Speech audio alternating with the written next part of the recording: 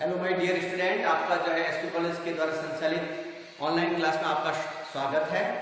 आज हम BA part second year की क्लास की बात कर रहे हैं। सब्जेक्ट आपका हिस्ट्री, पेपर आपका सेकेंड, टॉपिक है आधुनिक विश्व का इतिहास।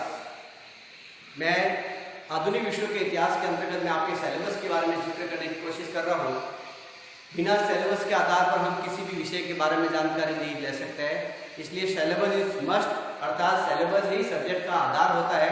इसलिए जो है मैंने यूनिट के अकॉर्डिंग जो है प्रत्येक यूनिट के अकॉर्डिंग जो टॉपिक बताने की कोशिश की है, प्रयास किया है।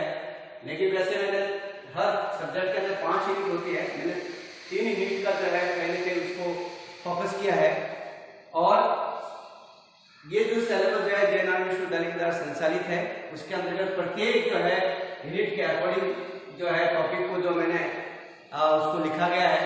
अर्थात पेपर सेकेंड के अंतर्गत जो है मार्क्स 100 नंबर का होता है और उसी के अकॉर्डिंग जो है प्रत्येक क्वेश्चन को जो अलग अलग डिवाइडेशन किया जाता है। यानी इसके अंतर्गत आपको पता होगा कि 2 क्वेश्चन 2 यानी 10 क्वेश्चन जो है 2 नंबर के होते हैं, अर्थात ये 20 नंबर के हो गए।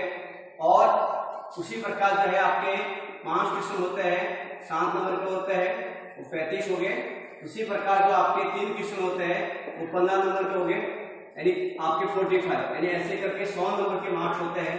तो पूरा जो सिलेबस उसी हिसाब से जो उसको डिवाइडेशन किया गया होता है। तो उसी आधार पर मैंने जो है सिलेबस को जो है इंपॉर्टेंट मानकर प्रत्येक यूनिट के अंदर मैंने टॉपिक को जो है बताने की कोशिश की।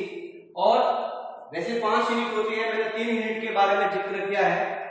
जो आधुनिक विश्व के इतिहास के अंतर्गत जो फर्स्ट यूनिट के अंदर टॉपिक आता है वह है सामंतवाद का उत्थान एवं पतन। ये आधुनिक विश्व के जैसे भारत के अंदर भी जो है आधुनिक भारत का इतिहास होता है, अंग्रेजों काल के समय जो स्थिति हो जाती है, अर्थात ये सामंत काल या मध्य काल के रूप में हम उसको बताया जाता है कि विश्व की जो क्या स्थिति है, उसी आधार पर जो है वो काल एक सामंत काल भी कह सकते हैं, उसको पुण्य जागरण के काल भी कह सकते हैं, या धर्मसुधा आंदोलन काल भी कह सकते हैं, या मध्य काल भी कह सकते हैं, या यूरोप के जो है उत्थान का भी काल कह सकते हैं, या वाणिज्यवाद काल भी कह सकते हैं, या बौद्धिकवाद का काल भी कह सकते हैं। अकॉर्डिंग मतलब ये जो सामंत काल का उत्थान एवं पतन वैसे कई बार आता नहीं है, लेकिन कई बार इंपॉर्टेंट बन जाता है। तो कहीं ना कहीं हम प्रत्येक टॉपिक को जो है उसको पढ़ना पड़ेगा, प्रत्येक टॉपिक के बारे में जानकारी लेनी पड़ेगी। इसी कारण जो फर्स्ट यूनिट में जो पहला टॉपिक आ गया सामंतवाद का उत्थान एवं पतन, दूसरा जो है बहुत ही इंपॉर्टेंट क्वेश्चन बन जाता है आपका फर्स्ट यूनिट के अंदर। कई बार ये क्वेश्चन जो है आपके एग्जाम में आ जाता है, अर्थात पुनर्जागरण का अर्थ और कारण। यानी ज्यादातर इंपॉर्टेंट क्वेश्चन इस तरह के बनेंगे कि पुनर्जागरण का अर्थ और कारण बताइए, सामंतवाद का उत्थान के कारण और परिणाम बताइए, या जो है पुनर्जागरण की बात बताइए। तो पुनर्जागरण का मतलब ये जो है पुनर्जागरण का अर्थ होता है जागरण करना, या जगाना या जागरण करना। यानी यूरोप की समाज को जो जिस प्रकार की स्थिति जो बनी है यूरोप के अंतर्गत, जो कहीं ना कहीं इसी काल के कारण, इसी युग के कारण वहां के लोगों के अंदर मानसिक और शारीरिक के रूप में जो है कहीं ना कहीं उत्थान हुआ, या कहीं ना कहीं बहुत सारा जो है हर युग के अंतर्गत कहीं ना कहीं उसका जो है इंपॉर्टेंट के रूप में जो है पुनर्जागरण का योगदान हम माना जाता है। उसी प्रकार नेक्स्ट जो है टॉपिक होता है कि धर्म सुधार आंदोलन के कारण एवं मार्टिन लूथर की भूमिका। यानी पुनर्जागरण के योगदान में मार्टिन लूथर की भी भूमिका मानी जाती है, और धर्म सुधार आंदोलन के रूप में भी कहीं ना कहीं इस क्रांति का योगदान किसका मानते हैं, मार्टिन लूथर का मानते हैं। यानी मार्टिन लूथर का जो है जो योगदान न केवल पुनर्जागरण के रूप में, धर्म सुधार आंदोलन के रूप में भी मान सकते हैं, या औद्योगिक क्रांति के रूप में मान सकते हैं, या बौद्धिक काल के एक जनक के रूप में भी मार्टिन लूथर का योगदान मान सकते हैं। तो ये कहीं ना कहीं ये भी कई बार क्वेश्चन आता है, कई बार इसके साथ में जोड़ देते हैं पुनर्जागरण के कारण को समझाते हुए मार्टिन लूथर की क्या भूमिका है।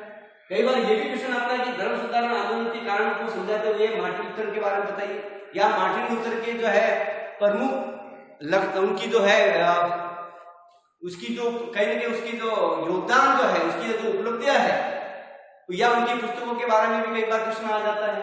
तो बड़ा क्वेश्चन भी बनता है और आपका 7 नंबर का भी क्वेश्चन बन जाता है। उसी प्रकार जो है वाणिज्यवाद का अर्थ एवं विशेषता एवं प्रभाव, यानी ये फर्स्ट यूनिट के अंतर्गत आपका ज्यादातर इंपॉर्टेंट पुनर्जागरण के बारे में, धर्म सुधार आंदोलन के बारे में और मार्टिन लूथर की उपलब्धियों के बारे में भी आ जाता है। और कई बार जो है आपका शांत क्वेश्चन कई बार जो है आपके इंपॉर्टेंट बन जाता है कि वाणिज्यवाद से क्या अभिप्राय है, यानी इस प्रकार का भी क्वेश्चन आपके एग्जाम में आता रहता है। फिर आपका जो है सेकेंड यूनिट की हम बात करते हैं, तो सेकेंड यूनिट के अंतर्गत औद्योगिक क्रांति और गौरवपूर्ण क्रांति के कारण और परिणाम।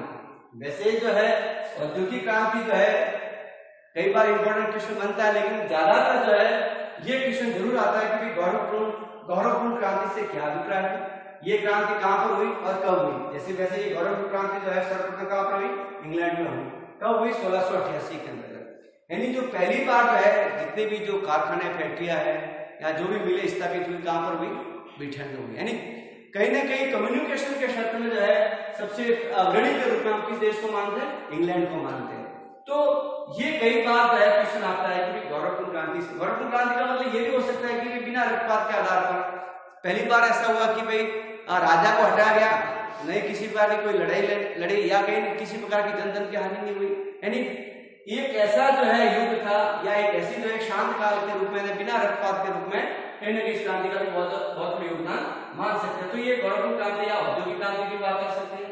फिर आता है अमेरिकी स्वतंत्रता का संग्राम, यानी वैसे ही अमेरिकी स्वतंत्रता का संग्राम 1776 की बात आती है, उसमें जो है कहीं ना कहीं जॉर्ज वॉशिंगटन की बहुत बड़ी भूमिका मानते हैं या जो है एडम्स की भी भूमिका मानते हैं। तो इसमें भी कई बार आपका क्वेश्चन बनता है कि अमेरिकी स्वतंत्रता के कारण और परिणाम बताइए या उसके महत्व के बारे में बताइए।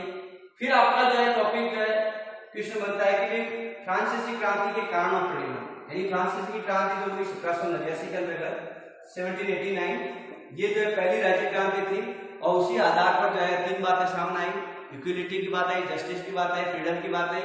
और ये तीनों उद्घोष जो है कहीं ना कहीं एक मौलिक अधिकार का उद्घोष बन गया या मानवीय अधिकार का घोषणा पत्र बन गया, या जो है ये तीनों बातें जो है कहीं ना कहीं जॉन लॉक के रूप में जो है अमेरिका के अंदर उसको प्रस्तावना में जोड़ा गया। तो ये कई इस फ्रांसीसी की राज्य क्रांति का भी जो है कई बार जो है इंपॉर्टेंट क्वेश्चन बन जाता है। अमेरिकी स्वतंत्रता का संग्राम के कारण परिणाम, यानी ये दोनों क्वेश्चन आपके इस सेकेंड यूनिट के अंदर बड़ा क्वेश्चन बनता है। वैसे एक क्वेश्चन बनता है कि सात नंबर को औद्योगिक क्रांति से क्या तात्पर्य, एक क्वेश्चन ये बनता है कि 2 नंबर के गौरवपूर्ण क्रांति से क्या तात्पर्य, ये कब हुई और कहां पर हुई। और दूसरा जो सबसे इंपॉर्टेंट क्वेश्चन बनता है कि अमेरिकी स्वतंत्रता के संग्राम के कारण और परिणाम बताइए। तो कई बार जो है अमेरिकी स्वतंत्रता का संग्राम कब हुआ और कहां पर हुआ, यानी कई बार या किसके नेतृत्व में किया गया। तो ये सारी बातें कई बार जो है इंपॉर्टेंट 2 नंबर का या बड़ा क्वेश्चन भी बन सकता है। फिर उसके बाद आपका यूनिट 3 की बात आती है। यूनिट 3 के अंतर्गत आपका टॉपिक बनता है कि 19वीं शताब्दी और 20वीं शताब्दी में इंग्लैंड में संसदीय सुधार के बारे में बताइए। बहुत सारे संसदीय सुधार हुए, तो ये भी जो है कई बार आपका क्वेश्चन बन जाता है, बड़ा क्वेश्चन भी बन जाता है। लेकिन सबसे इंपॉर्टेंट ये क्वेश्चन बनता है नेपोलियन बोनापार्ट, यानी फ्रांस के एकीकरण में जो है नेपोलियन बोनापार्ट की क्या भूमिका रही, या नेपोलियन कोड से आप क्या समझते हैं, या जो वैसे विश्व विजेता के रूप में नेपोलियन बोनापार्ट की बहुत बड़ी भूमिका मान सकते हैं, या इन्होंने जो है 100 युद्ध जीते हैं। और यानी विश्व विजेता के रूप में भी नेपोलियन बोनापार्ट का क्या योगदान रहा, या फ्रांस के एकीकरण में उनकी क्या उपलब्धि कर रही है, नेपोलियन कोड के बारे में क्या आप समझते हैं। इस प्रकार के क्वेश्चन कई बार आपके एग्जाम में आता रहता है। फिर उसके बाद आता है कि इटली और जर्मनी का एकीकरण, यानी इटली और जर्मनी का एकीकरण में जो है जैसे इटली के अंदर भी बहुत तीन जो है महान क्रांतिकारियों का योगदान रहा, जैसे मैजिनी है, काबू है या गैरिबाल्डी है, उनके नेतृत्व में पहली बार इटली का एकीकरण हुआ।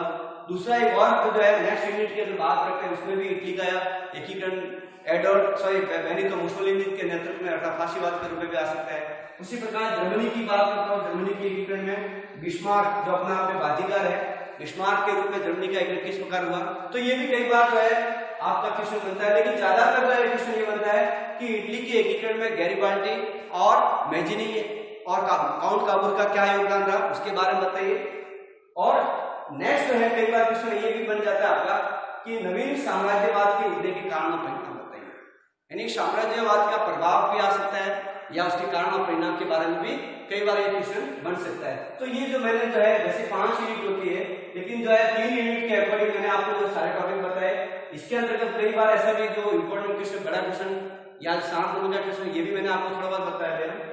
नेक्स्ट जब भी जो है हमारी क्लास होगी तो फर्स्ट यूनिट के अकॉर्डिंग जो है पुनर्जागरण क्या या उसके कारण के बारे में बताने की कोशिश करूंगा। फिर आपके धर्म सुधार आंदोलन कांड में मार्टिन लूथर की क्या भूमिका है उसके बारे में भी बताया जाएगा। Thank you.